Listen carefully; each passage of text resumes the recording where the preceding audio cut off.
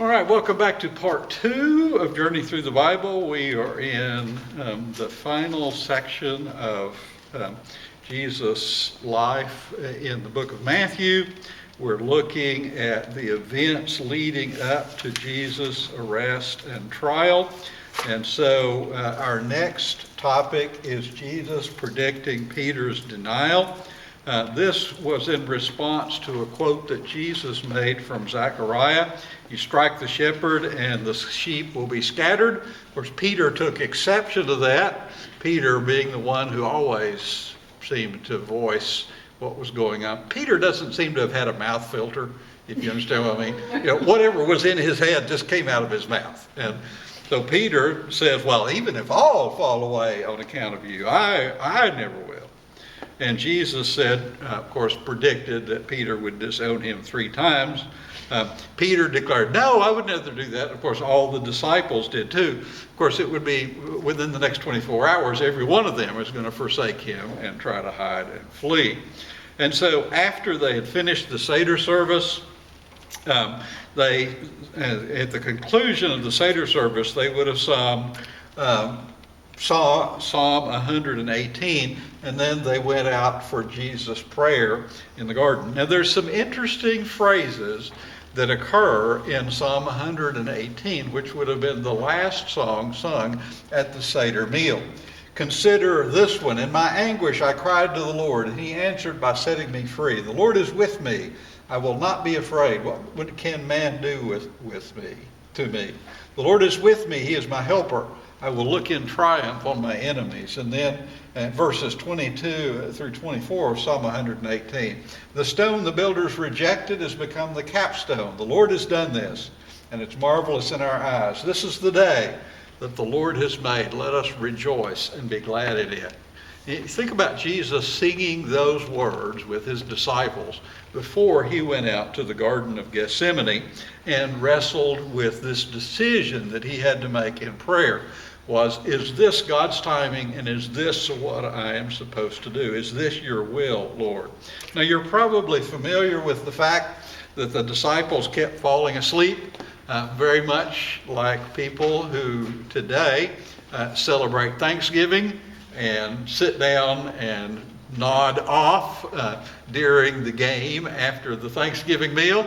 The disciples had just had a big Passover meal. Jesus took them out. It's dark. And so they slip off and nod away. Jesus, of course, continued to pray determinedly that God's will would be done. But notice that Jesus also asked that if there was a way this suffering could have been avoided, that God would let him know that this cup could pass from him. And that helps us understand that there's nothing wrong with asking God to deliver you. There's nothing wrong with asking God to let trial pass you by if that comes about. Remember what Jesus said in the Lord's Prayer. He said, lead us not into temptation, but deliver us from the evil one. And so there's nothing wrong with asking for God to deliver you if you're in trial or difficulty. But at the same time, you have to work through whatever trial or difficulty God brings your way with patience. In Jesus' case, it was not God's will.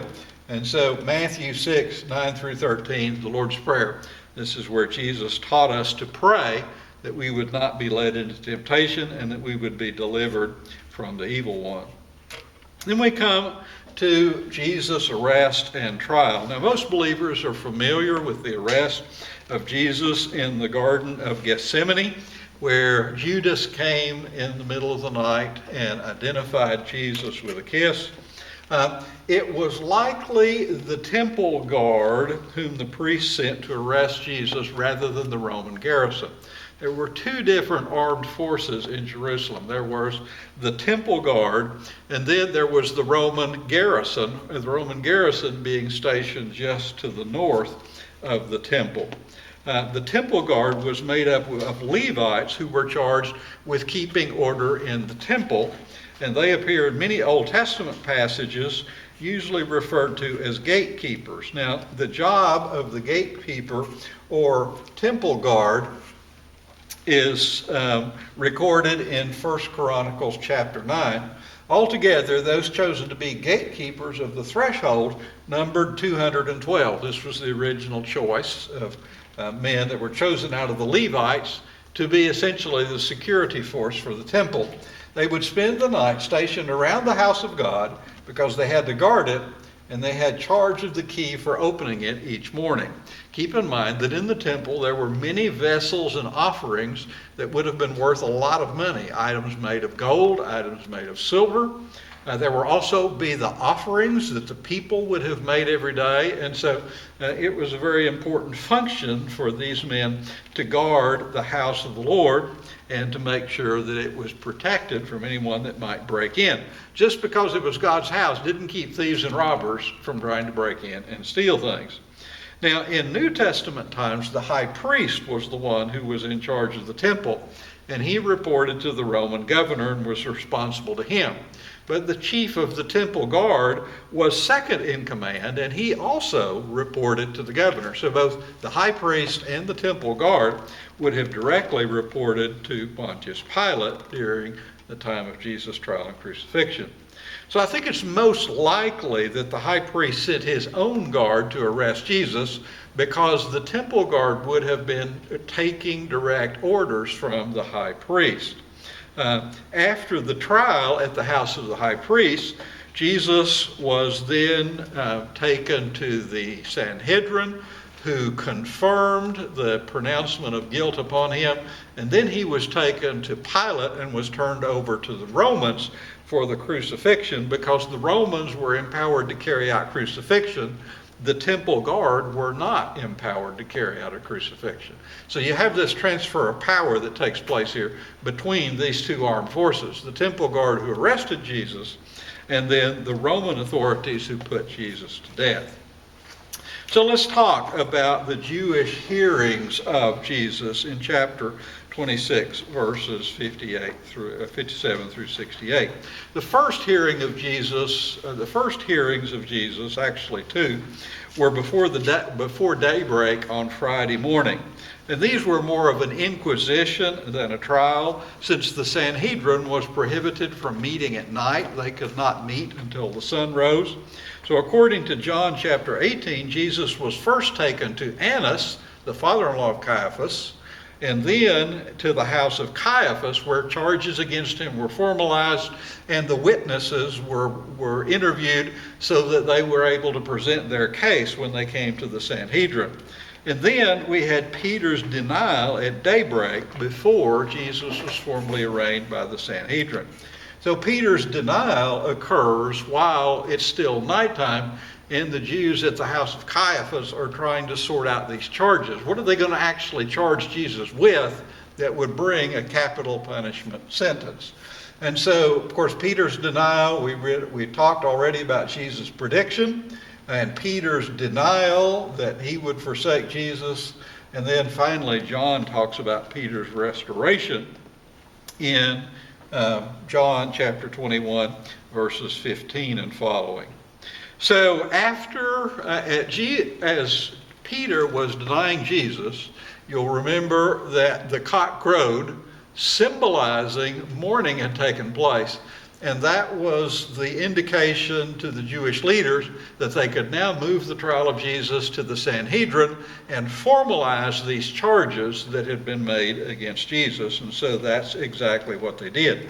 And then after these charges were formalized by the Sanhedrin, which doesn't seem to have taken a very long period at all, as a matter of fact, the New Testament barely mentions it, then Jesus was transferred to Pilate with the decision of the Sanhedrin and the charges presented against him of being an insurrectionist and therefore a threat to the Romans and to Pilate and Roman rule. So the trial before the Sanhedrin is summarized by only two verses, verses 1 and 2 of chapter 27. Of course, by the time the entire Sanhedrin had met, the condemnation of Jesus had already been decided. Only a formal vote was necessary. And once the formal vote from the Sanhedrin was taken and a majority was given, then Jesus was sent to the Roman governor Pilate to ask that the death sentence be carried out for him. And then in the next verses, we have the death of Judas. Seeing Jesus condemned, Judas was filled with remorse. If he expected that the crowd was going to rise up and deliver Jesus, certainly didn't seem to be the case. He went back to the temple, to the Jewish leaders, maybe even as they were leaving the meeting of the Sanhedrin, which would have been held in the temple precinct. He wanted to return the money. They would not take the money, and so Matthew records that Judas threw it down and went away and hanged himself. The priests, because it was blood money, didn't want to put it in the temple offering, and so they bought a field for the burial of foreigners. And the prophecy that they quote there is recorded in Zechariah chapter 11. Zechariah says, "If you think it best, give me my pay." This was when Zechariah was called to be a shepherd of the flock of Israel, probably the sheep that were being raised to be sacrificed. He said, if you think I've done a good job, pay me. If not, keep it. So they paid me 30 pieces of silver. And the Lord said to me, throw it to the potter, the handsome price which they priced me. So I took the 30 pieces of silver and threw them in the house of the Lord to the potter. This is seen as a fulfillment of this Judas' actions here, seen as a fulfillment of that prophecy. So then we come to the Roman hearing in chapter 27. Actually, those are the wrong verses. That should be 11 through 26 if you're following along in your outline. So Matthew records the condensed version of the trial and crucifixion and resurrection of Jesus.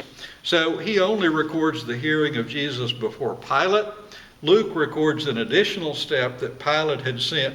Pilate, after interviewing Jesus, had sent Jesus to Herod, since Herod was in town for the Passover. Now, this was Herod Antipas, who is also known as Herod the Tetrarch, would have been the same Herod who put John the Baptist to death. Now, you remember this map that we looked at earlier, the division of Herod's kingdom. Archelaus ruled Judea, which was encompassed Judea and Samaria. Then Herod Antipas ruled Galilee and Perea. And remember, we talked about John the Baptist being held at this fortress at Machaerus down here south, in the very south of the Perean territory near the Dead Sea. Now, Archelaus did not last very long. He was actually removed in AD 6 by Caesar Augustus because of complaints against him. And that seemed to be a pretty common fate for rulers in Judea. They tended to be removed at some point. And so that led, after AD 6, there was a series of procurators. Pilate was actually one of the longest of those. He ruled Judea from AD 26 to AD 36 before he himself was removed. And Herod Antipas ruled until AD 39 when he was removed from power. And so you have a lot of changeover of rulers in this time. And so Luke notes that Pilate sent Jesus to Herod. Herod's results were inconclusive. He sent him back to Pilate. Pilate then presented him before the Jewish people and the instigators from the high priest and Jewish leaders stirred up the crowd to ask that Jesus receive the death sentence and that Barabbas, a known criminal, be released instead. So Jesus' crucifixion is recorded in verses 27 through 56 of chapter 27. In antiquity, thousands upon thousands of people were crucified. At the time, it was considered to be the most brutal and shameful way that a person could die. The Roman crucifixion process was a long one. The victims were generally scourged before he was nailed and hung from the cross, and so there would have been massive loss of blood from the scourging before you were even placed upon the cross. And though the Romans didn't invent crucifixion, they were the ones who really perfected it. It was a shameful way to die, reserved for slaves, disgraced soldiers, Christians, when Christians fell out of favor with the Romans, foreigners, and in particular political activists. It was the preferred way that the Romans put political activists to death. It became popular in the Roman-occupied Palestine. In 4 BC, the Roman general Varus crucified 2,000 Jews, and there were mass crucifixions all through the 1st century AD, at least according to the Jewish historian Josephus. So Jesus was certainly not the only one who was crucified. He was among thousands.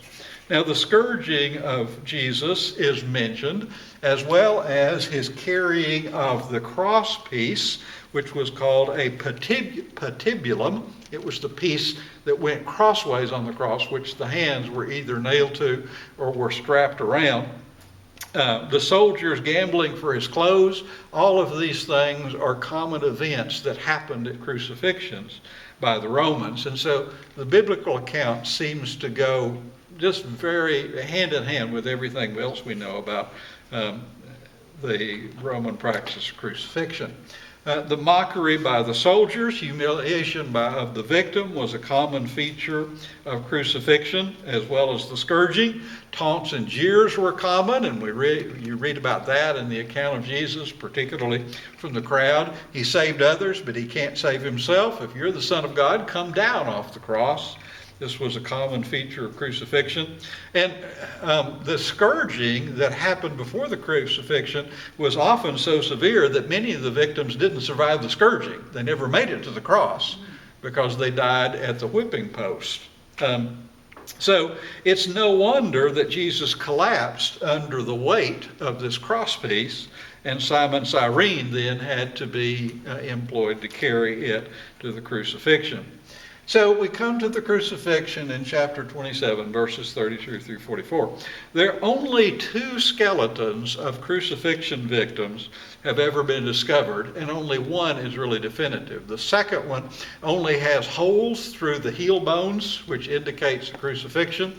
The one that is most important, however, for the case of Jesus, was a man named Yehohanan ben Hakal, and he was crucified in the 1st century AD in Jerusalem, where his remains were found with the nail still embedded in the heel bone of his foot. So here's a reconstruction about how he was nailed to his cross, and when the nail was driven in, it was bent, and probably that meant that as it was driven into the upright, either from the side or the front, it hit a knot, and so the nail was bent, and they were unable to extract the nail out of his heel, not wanting to do any more damage to the body when his family took charge of the body. So this gives us a pretty accurate picture of some of the ways that Romans crucified people. There were various methods that the Romans used. Sometimes people were crucified upside down, but that tended to be a more rare occurrence. In general, people were crucified upright. The most common seems to have been this T-shaped cross, where the 2 hands were nailed to the crosspiece, and then the 2 ankles or foot bones nailed to the front. Likewise, the person could be strapped over the cross, and then their feet nailed in from the side. Actually, they've done some studies, and it seems that whether a person was nailed or strapped with ropes to the cross, the same thing tended to happen. The massive loss of blood from the scourging, and the fact that they were not able to, their diaphragm wasn't able to operate because of the position that their arms were in, led to asphyxiation. So whether they were nailed to the cross or roped to the cross, they tended to die anyway.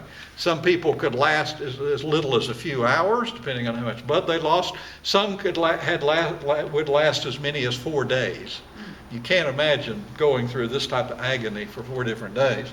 And you'll notice that there is a little wooden block underneath the head of the nail. That was to make sure that the person couldn't pull loose from the cross, that they would be held there solidly. Of course, there's the traditional T-shaped cross with the upright piece, which we naturally think of as the crucifixion of Jesus. But all of these were ways that the Romans crucified people, and gives you a good way. Now, we also know from this, there was a lot of debate when this particular artifact was found about whether some thought that it had been, because of the remains on this end, that it had been nailed through both feet, but the nail wasn't long enough. And so it seems evident that each foot was nailed separately and each hand nailed separately. So there would have been 4 nails involved in the crucifixion. The death of Jesus was probably crucified by 9 a.m., maybe earlier. 9 a.m. would have been the 3rd hour according to Roman reckoning, and he expired shortly after the 9th hour, or 3 p.m., so he was on the cross approximately 6 hours. At his death, Matthew records there was an earthquake, the veil of the temple was torn in two, saints came out of their tombs, and the centurion in charge of the resurrection and his men are said to have proclaimed that Jesus was the Son of God because of these events. Then we come to Jesus' burial and resurrection. That's the last section in the book of Matthew. Again, Matthew has the condensed version. The other Gospels have longer versions. Joseph of Arimathea was a member of the Sanhedrin, according to Mark and Luke. And Luke adds that he was not in agreement. In other words, he cast his vote against condemning Jesus, but the majority voted to condemn. He was bold enough to ask for an audience with Pilate and then took the body of Jesus. Luke adds that there was a preparation day and the Sabbath was about to begin, which is the strongest evidence that we have that it was a Friday crucifixion rather than one of the earlier days of the week, the direct reference that Luke makes. And because of the approaching Sabbath, Joseph and the disciples didn't have enough time to make the normal preparations for burial, which is why the women came bearing spices on Sunday morning, the first day of the week, to attempt to anoint Jesus. Now, the setting of the guard, again, if you've watched movies about the crucifixion, most of them picture Roman soldiers as the guard at the tomb. However, it's likely that the guards at the tomb were also temple guard.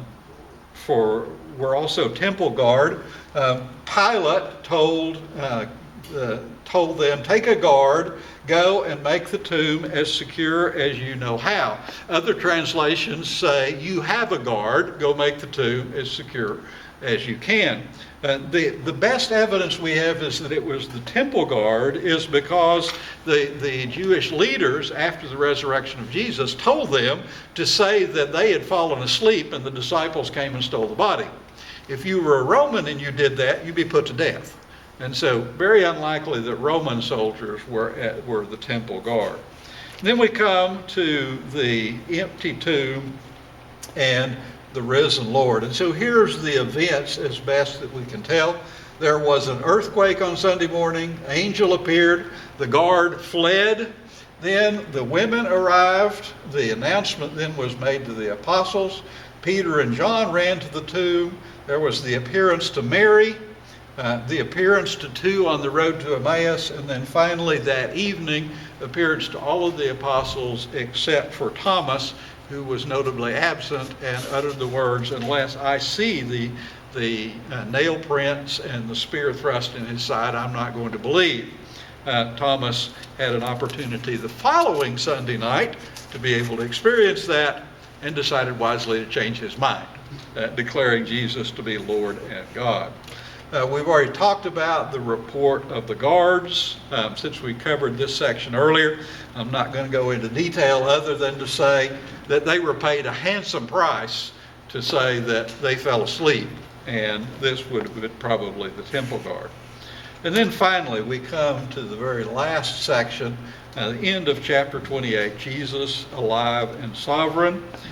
Besides the gospel accounts, the Apostle Paul mentions a number of appearances of Jesus in 1 Corinthians chapter 15, verses 3 through 8. 1 Corinthians 15:8 is probably the most important from a historical perspective, because nobody doubts that the Apostle Paul penned the words that we have in 15:8.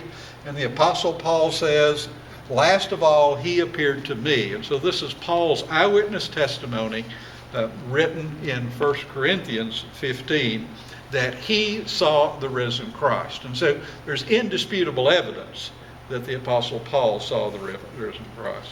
And then Matthew finally concludes with what we know as the Great Commission. Then Jesus came to them and said, all authority in heaven and on earth has been given to me. Therefore go and make disciples of all nations, baptizing them in the name of the Father, Son, and the Holy Spirit, teaching them to obey everything I've commanded you. And surely I am with you always to the very end of the age.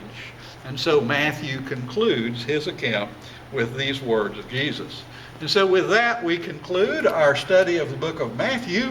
Next week, we're going to begin the book of Mark, and we'll be looking at the book of Mark for several weeks. So hope you will join us next week as we gather together to study from the Gospels of Jesus and looking at the book of Mark.